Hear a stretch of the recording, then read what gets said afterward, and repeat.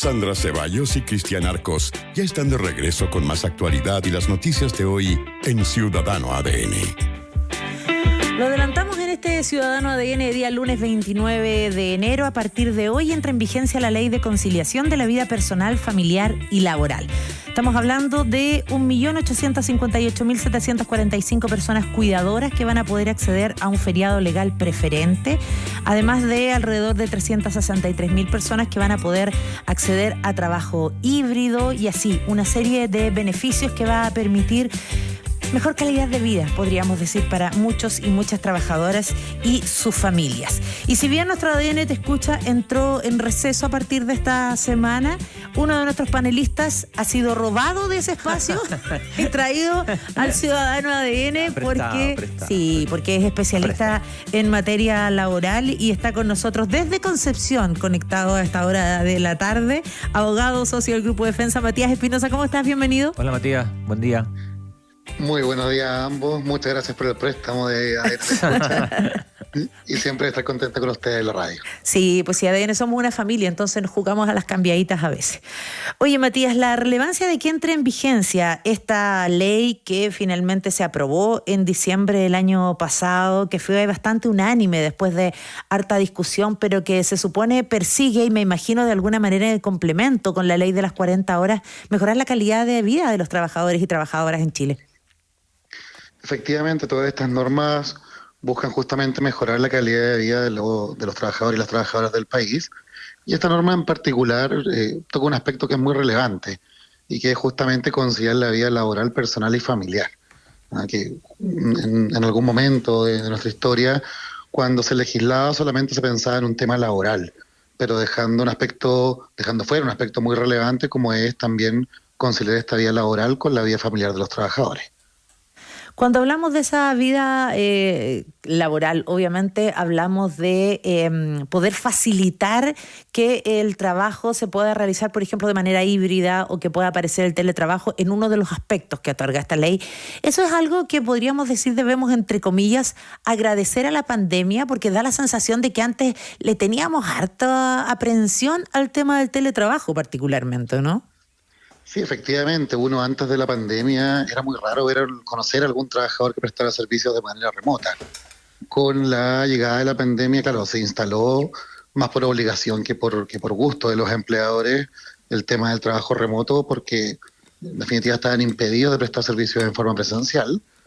Y si bien bajó un poco la cantidad de trabajadores post pandemia que continuaron trabajando de manera telemática, esta norma sí viene a suplir esa necesidad que tienen actualmente los trabajadores de nuestro país. Esta norma, además, Matías, si uno revisa cifras, también hay una brecha de género importante que está aquí, digamos, que uno puede traslucir a partir de esta, insisto, de esta cifra y de cómo de una u otra manera la fuerza laboral femenina, por un tema de género que hay que obviamente ajustar, se vio terriblemente afectada, ¿no? Claro, justamente busca corregir temas de género, donde todavía la mujer es vista en un rol familiar del cuidado de los hijos y la crianza, y con estas normas busca corregir ese tema, en el sentido de que las mujeres puedan insertarse en la vida laboral y además poder hacer su vida familiar. Ahora, el objetivo correcto de esta norma no es solamente que la mujer siga el cuidado de los hijos y que además pueda conciliarlo con su vida laboral, sino que hombres y mujeres puedan utilizar esta alternativa y uno o ambos puedan quedarse en la casa haciéndole trabajo y también al cuidado de los hijos.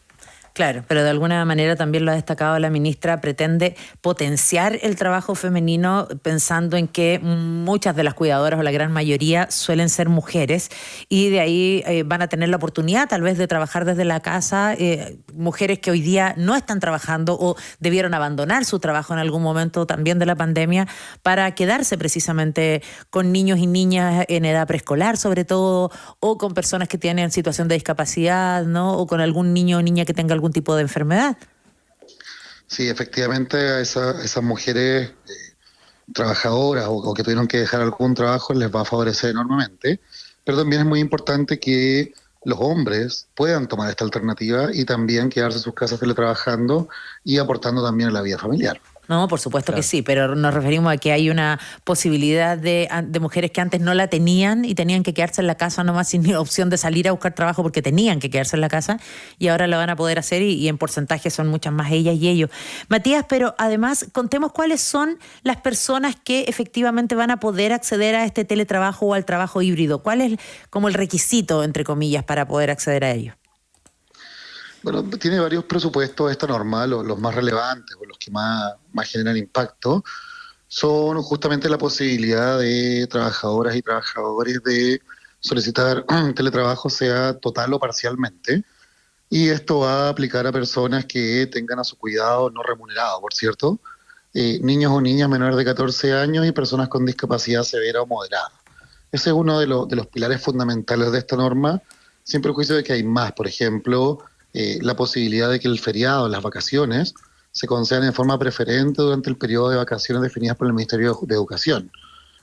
Así que, claro, las personas que tengan a su cuidado personas o niños o niñas menores de 14 años o adolescentes menores de 18 años con discapacidad o en situación de dependencia severa o moderada, podrán hacer esta solicitud para que sus vacaciones preferentemente sean otorgadas en el periodo que coincida con las vacaciones escolares.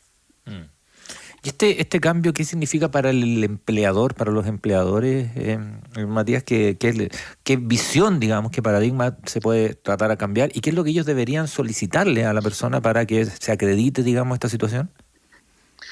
Bueno, lo que tienen que comprender los empleadores, que yo creo que la pandemia hizo un buen trabajo en ese sentido, es de que el teletrabajo en la mayoría de los casos funciona, ¿no? De que la productividad no está directamente relacionada en dónde se están prestando los servicios, sino de otros mecanismos de control que yo puedo tener con un trabajador.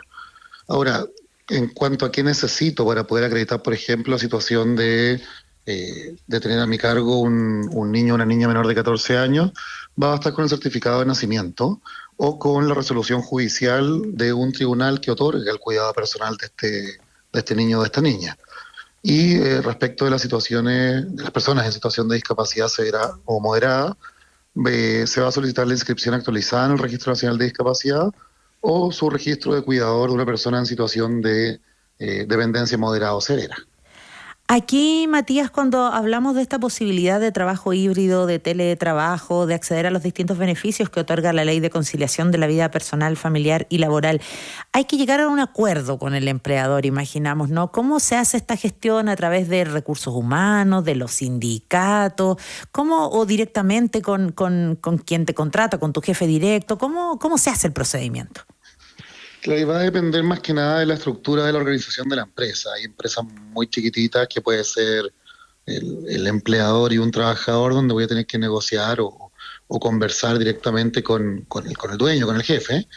Y claro, hay estructuras que son más grandes, empresas de mucho mayor tamaño, donde esta solicitud se va a tener que canalizar por medio de recursos humanos. No hay un procedimiento tal cual establecido por la norma, entendiendo la diversidad de empresas que existen y las distintas formas que tienen de organizarse, pero sí, en teoría, bastaría con hacer la solicitud a una jefatura directa y que esa jefatura sea quien lo canalice a quien corresponda para que pueda resolverse. ¿En vigencia ya concreta cuándo empieza esta ley, Matías? Va a empezar hoy día ya en vigencia y ya van a poder empezar a hacerse las solicitudes correspondientes, tanto para las vacaciones de invierno, por ejemplo, o bien para el teletrabajo, para las situaciones que veníamos conversando. Mira, nos está escuchando harta gente, nos escribe, le agradecemos, ¿no? Adolfo desde Valdivia, por ejemplo, que te pregunta una consulta respecto a este sistema de teletrabajo. ¿Aplica para funcionarios públicos o solo para aquellos que se rigen por el Código del Trabajo? Es Adolfo de Valdivia. Gracias por escribir, Adolfo.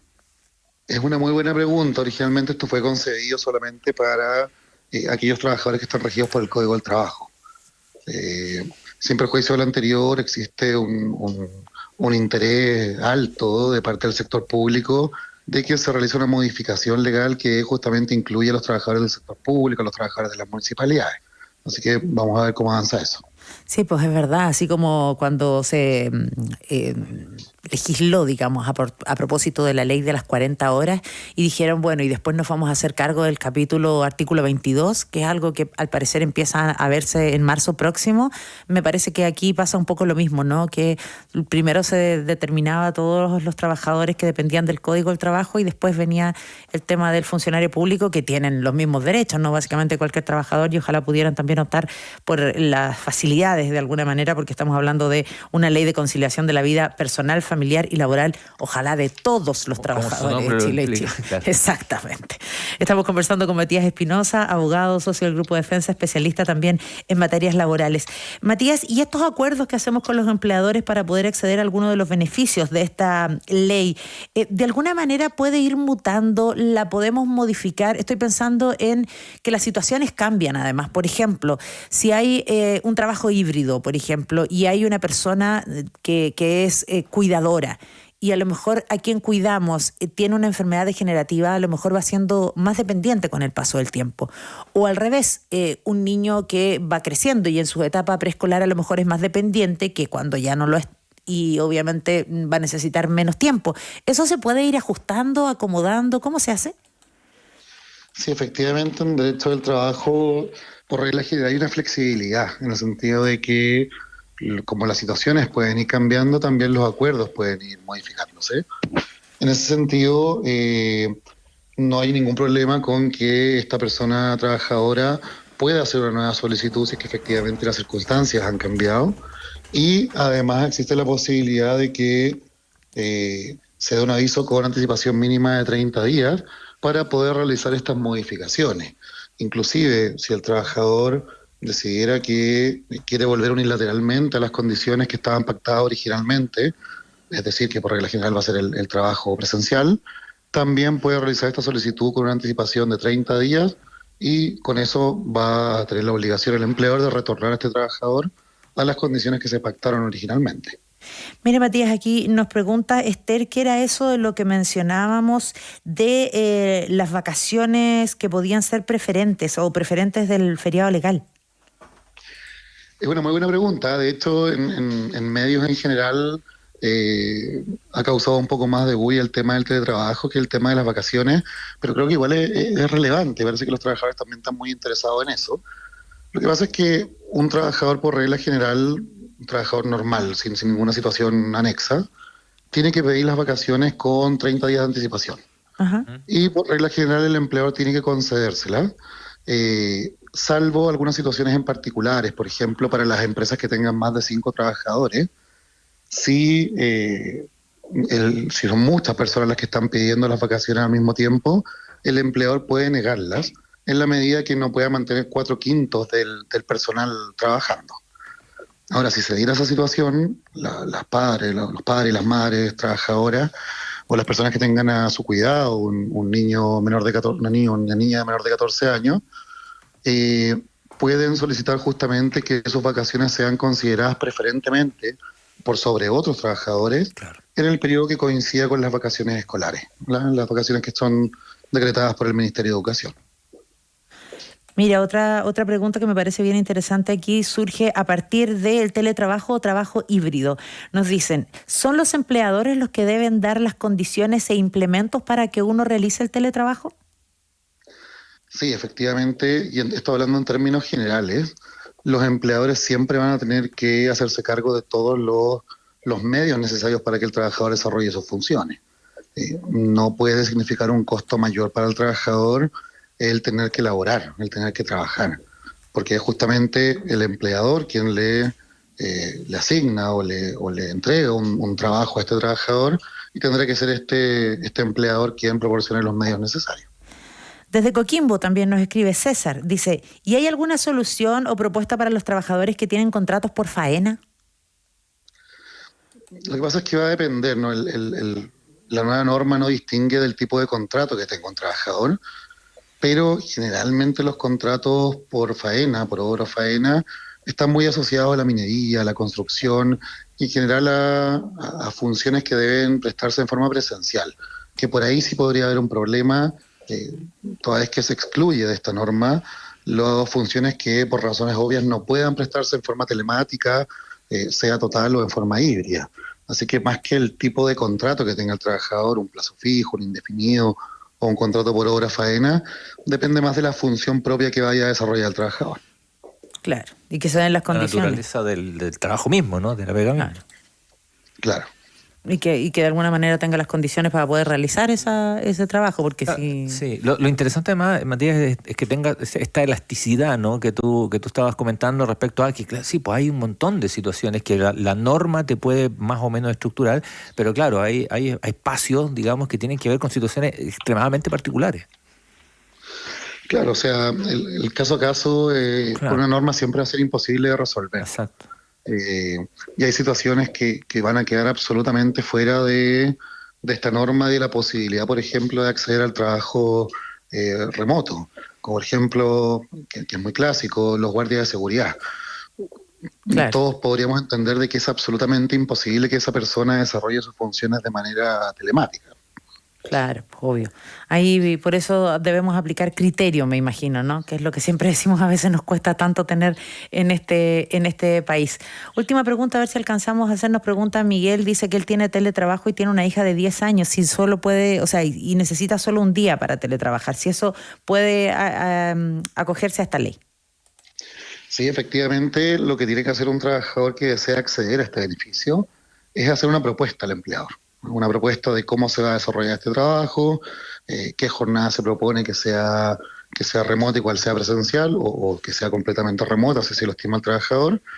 Y el empleador tiene 15 días para responder esta solicitud. En definitiva, puede aceptarlo, puede rechazarlo, o bien puede proponer una nueva forma de desarrollar este trabajo. Y podrá rechazarlo solamente en casos muy específicos señalados en la norma. Sí, pues eso también Claro. es importante, a que no le pueden rechazar tendrán que flexibilizarse para llegar a un acuerdo y todo, pero no le pueden rechazar su derecho porque ahora ya es ley de la República esta ley de conciliación de la vida personal, familiar y laboral. Matías Espinosa, abogado, socio del Grupo de Defensa, especialista en temas laborales, muchas gracias por haber estado con nosotros en el Ciudadano ADN. No, muchas gracias a usted, un gusto, Cristian, haberte conocido y un abrazo para ti como siempre. Un abrazo. Ahora sí te dejo descansar, Matías. Que estés muy bien. Abrazo ya, Conce. Chao. Sí, que estés muy bien.